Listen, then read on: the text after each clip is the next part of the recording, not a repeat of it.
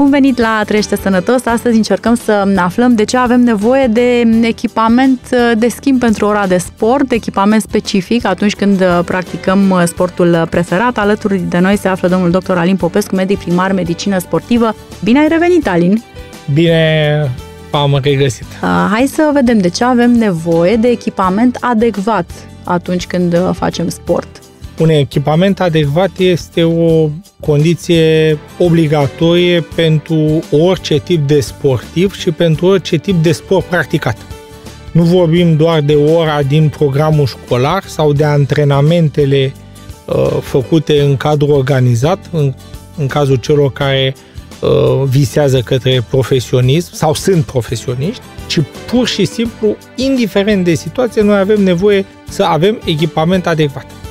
Și pe undeva, în parc și în spatele blocului, mai ales acolo, când este cadrul neorganizat.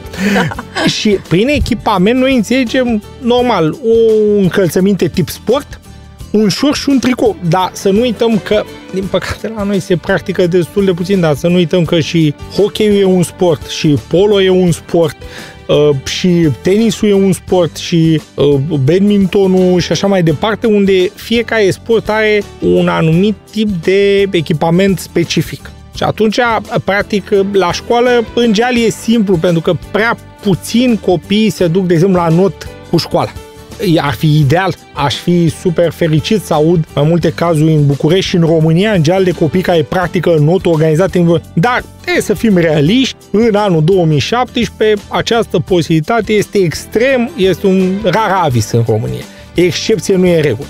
La fel, când vorbim de patinoare, sunt câteva în Brașov, în Miercurea Ciuc, în Galați, în câteva patinoare în toată țara, deci e mai degrabă din nou excepție. Și atunci ne referim la un echipament care ar trebui să fie de exterior, cu training, depinde de pantoful de sport, dacă fac alergare sau joc, dacă cumva am posibilitate de iarbă și atunci am făcut, nu știu, fotbal de pildă sau rugby, exact, sau de echipament de sală, care e un echipament de bumbac, un echipament mai subțire și cu Adidas care rămân de sală, pentru că știm cu toți, nu putem să mergem afară și ulterior să intrăm cu ei în sală. Deci, pe de o parte, avem nevoie de un echipament specific sportului și locului în care îl desfășurăm, iar pe de altă parte, mai ales cum foarte frecvent se întâmplă, ora de sport împarte ziua în două, e în mijlocul programului, trebuie să avem o gentuță în care aducem, cum zic copiii, ai luat sportul, că nu mai zic că ai luat, ai sportul la tine, deci să avem sportul cu noi, să avem echipamentul de sport și să avem totodată și un tricou de schimb, ceva de schimb.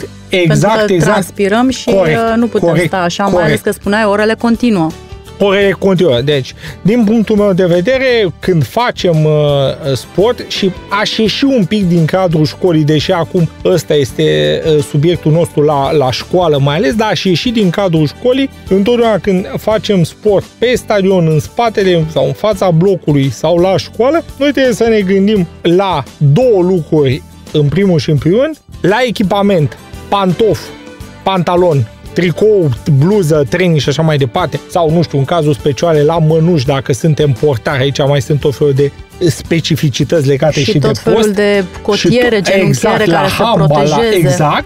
Deci asta ține de echipament și doi la mână de încălzire. Pentru că noi, în momentul când începem o activitate fizică, și asta, din păcate, luați de val și stresați, mai ales când jucăm un fotbal, știm că avem doar 40-45 minute, apoi mai pierd timpul cu încălzirea, las-o. Foarte importantă încălzirea. Foarte important, adică echipamentul numărul 1 și încălzirea numărul 2 sunt stâlpii pe care putem începe efortul fizic, efortul sportiv pe care... Și stâlpii care te feresc de eventuale accidentări, pentru că dacă n-ai echipament adecvat, dacă nu te-ai încălzit, accidentările pot apărea. Categoric, sunt doi factori principale atunci când sunt neglijați pentru producerea nedoritelor accidentări. Deci, iată, atenție la echipamentul sportiv, de încălzire, să nu uităm, iar după ce am terminat activitatea sportivă, știu că la fel trebuie să mai faci anumite mișcări ca să...